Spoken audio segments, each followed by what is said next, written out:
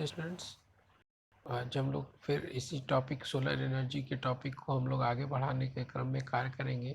जैसा कि पिछली क्लास में हम लोगों ने पिछले वीडियो में हम लोगों ने सोलर एनर्जी क्या है, उसको किस तरह से हम यूटिलाइज़ करते हैं, किस तरह से उसको हम स्टोर करके काम में ला सकते हैं, इन सब मुद्दों पे हमने बात की थी। अब बेसिकली इसको हम किस तरह से अपने रोज़मर्रा की यूटिलाइजेशन में उपयोग करते हैं, तो उसके विभिन्न प्रकार के एप्लीकेशंस को हम लोग डिस्कस करेंगे। तो हम इसके विभिन्न प्रकार के सोलर एनर्जी के विभिन्न प्रकार के उपयोगों को हम लोग आज डिस्कस करेंगे। तो उपयोगों में सारे उपयोग मानव के डेली यूटिलाइजेशन के बिहाफ में ही है। तो मानव ने इसके उपयोग को, इसकी इस एनर्जी के उपयोग को अपने डेली लाइफ को बेहतर बनाने के क्रम में उपयोग किया। यह एनर्जी हमें फ्री ऑफ कॉस्ट अवेलेबल है, जो हमारे मदर नेचर से हमें मिली हुई है, और इसको हम बहुत ही अच्छी तरीके से यूटिलाइज़ करके अपने डेली मर्रा की चीज़ों को यूज़ में ले आते हैं और अपने लाइफ को बेहतर बनाने के क्रम में उपयोग करते हैं। तो solar energy is use today in a number of ways. बहुत सारे कामों में इसका हम लोग उपयोग करते हैं। सौर एनर्जी का जो यूज़ है वो बहुत सारे उपयोगों में किया जाता है। पहला क्या है, as a heat for making hot water, heating, building and cooling, cooking. तो सबसे बेसिक सा जो है कि पानी को गर्म करना और किसी भी बिल्डिंग को हीट करना और कुकिंग करना। तो पानी को गर्म करना तो बहुत ही इजी वाला काम है कि अगर हम बोलते हैं कि किसी पानी को गर्म करना है, तो हम अगर घर में नॉर्मल करें तो किसी भी दूसरे कन्वेंशनल जो हमारे ईंधन है, जीवाश्म ईंधन है, उससे हम लोग को पहले एनर्जी रिसोर्स को हीट एनर्जी को ट्रांसफ़र करना पड़ता है, फिर वो पानी गर्म होता है। और लेकिन अगर हम सौर ऊर्जा की बात करें तो हमें किसी बाहरी ऊर्जा या फिर किसी ईंधन की ज़रूरत नहीं पड़ती है इसको गर्म करने के लिए। हम एक नॉर्मल सा पोर्टेबल सा एक सिस्टम बनाते हैं जिसके थ्रू पानी ट्रांसफ़र होता है, और इसके रेडिएंट एनर्जी की हीट की वजह से वह पानी गर्म होता है और उस पानी को हम लोग यूज़ कर सकते हैं। उसी क्रम में अगर किसी बिल्डिंग को हीट करना है, अगर ठंड के टाइम में का बहुत सारे ऐसे जगह होते हैं जहाँ पे सूरज की किरणें सही तरीके से नहीं पहुँच पाती हैं, तो उस बिल्डिंग्स को हम गर्म करने के लिए दूसरे तरह के ईंधन का उपयोग करते हैं। तो दूसरे ईंधनों का उपयोग में जैसे जीवाश्म ईंधनों को अगर हम उपयोग करेंगे तो बहुत सारे धुआं और प्रॉब्लम्स क्रिएट होती हैं। तो वो धुआं रहित एनर्जी को बनाने के लिए और एक प्रदूषण मुक्त वातावरण बनाने के लिए हम लोग सोलर एनर्जी का यूज़ करते हैं किसी भी बिल्डिंग को हीट करने के लिए। तो ये बेसिकली इस प्रकार से होता है कि बिल्डिंग की बनावट की जाती है। ये दो तरह के प्रोसेसेस हैं इसमें हम लोग यूज़ करते हैं, बिल्डिंग की बनावट के आधार पे और बिल्डिंग में जिस तरह के मटेरियल यूज़ करते हैं उनके आधार पे। तो बिल्डिंग की बनावट इस तरह से होती है कि सूरज कितना ठंड के टाइम में कितना ज़्यादा से ज़्यादा उसकी रोशनी घर के अंदर आए, और ये साथ ही साथ गर्मी के दिनों में कम से कम ऊर्जा को अपने उत्सर्जित कर सके उस बिल्डिंग के अंदर, जिससे गर्मी के दिनों में वो ठंडा भी रहे। तो इस तरह से हम लोग इसको यूज़ कर सकते हैं अपने डेली लाइफ में बेहतर करने के लिए। और तीसरी चीज़ जो है कुकिंग की बात है, तो खाना बनाने का जो क्रम है, हम लोग दूसरे ईंधनों को यूज़ करते हैं खाना बनाने के लिए। यह जो सोलर एनर्जी है यह भी बहुत ही कारगर है खाना बनाने के क्रम में, और इससे आज के डेट में बहुत सारे उपयोगों को हम लोग यूज़ में ले आ रहे हैं। दूसरा क्या है, to generate electricity with the solar cell और हीट इंजन। तो बेसिकली बहुत ही सब, अगर हम सोलर एनर्जी की बात करें तो सबसे पहले जो हमारे जहन में चीज़ आती है वो सोलर सेल के बारे में आती है। और इस सोलर सेल का कार्य क्या होता है, किसी भी एनर्जी को सोलर एनर्जी को इलेक्ट्रिकल एनर्जी में कन्वर्ट करने का कार्य होता है। तो ये सबसे ज़्यादा इम्पॉर्टेंट, हम अगर सोलर का नाम लेते हैं तो सोलर इसी सोलर एनर्जी को इलेक्ट्रिसिटी में कन्वर्ट करने का ही कार्य में हम जानते हैं। लेकिन जैसे जैसे हमारा उपयोग बढ़ता गया वैसे वैसे हम इन चीज़ों को और बेहतर बनाते चले गए।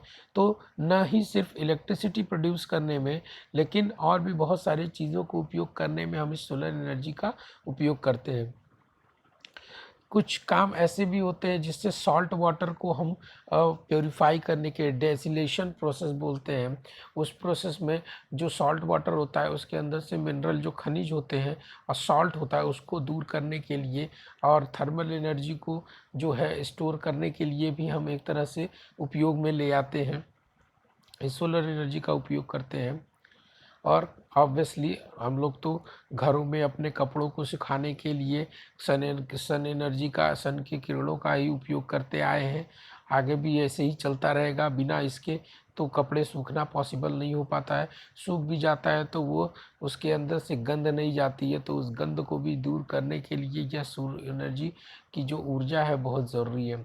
ये खाना न बनाने के लिए ऑब्वियसली हमने बात कर ही लिया था। ये पानी को भी छानने के क्रम में काम आता है। ये दूरदर्शी इलाकों में जहाँ पे पानी का स्रोत बहुत कम होता है या फिर पानी का ऐसा स्रोत उपलब्ध होता है जो पीने लायक नहीं होता है, तो वो वहाँ पे क्या करता है, पानी को प्योर करने के लिए, प्योरीफाई करने के लिए, डिस्टिल करने के क्रम में भी इस हीट एनर्जी, इसकी हीट एनर्जी को यूज़ करके हम पानी को छान के बेहतर बना सकते हैं। साथ ही साथ इसको पंप करने के लिए, वाटर को पंप करने के लिए यूज़ करते हैं और एयर कंडीशनर और रेफ्रिजरेशन सिस्टम में भी इसका हम लोग उपयोग करते हैं। तो सबसे पहले सोलर डिस्टिलेशन की बात करेंगे। तो सोलर डिस्टिलेशन बेसिकली क्या करता है, इवेपोरेशन जो होता है, वाष्पीकरण, जो पानी का वाष्पीकरण होता है उसको उपयोग में लाता है। तो क्या करता है, जो गंदा पानी होता है या फिर सॉल्टी वाटर होता है, जो नमकीन पानी होता है, तो उसके अंदर से नमक के पानी में से पानी को अलग करने का जो काम है, डिस्टिलेशन का काम है, उस सोलर की मदद से होता है। अभी फिगर आप देखेंगे तो आपको समझ में आएगा। यह बहुत ही बेसिक सा फिगर है। ये आप देख सकते हैं, घरनुमा एक झोपड़ी से टाइप में होता है। ये इसकी हाइट बहुत ज़्यादा नहीं होती है, ठीक है।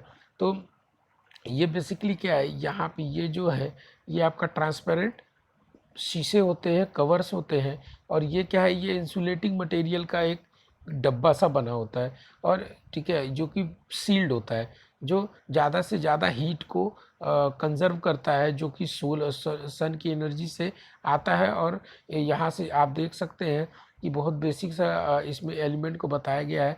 पहला जो इनकमिंग रेडिएशन है, दूसरा वाटर वेपोरेशन प्रोडक्शन है, कंडेंसेशन है, कलेक्शन ऑफ कंडेंसेशन है।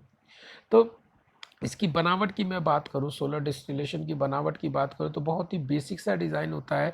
एक सिंपल सा बॉक्स होता है। बॉक्स ऐसे मटेरियल का बना होता है जो ज़्यादा से ज़्यादा हीट एनर्जी को स्टोर कर सके। इट मीन्स कि इसके अंदर इंसुलेशन होता है। इंसुलेशन जो होता है, इंसुलेशन से क्या होता है कि जो हीट आती है सूर्य की तरफ से, उस हीट को ये ट्रैप कर लेता है, बाहर निकलने नहीं देता है। तो ऐसे मटेरियल्स को हम लोग यहाँ पे डालते हैं, कवरिंग करते हैं। इसके अंदर पेंटिंग भी हम लोग कभी कभी ब्लैक रंग की करती है, जो ज़्यादा से ज़्यादा हीट एनर्जी को, सन से प्राप्त हीट एनर्जी को अवशोषित कर सके।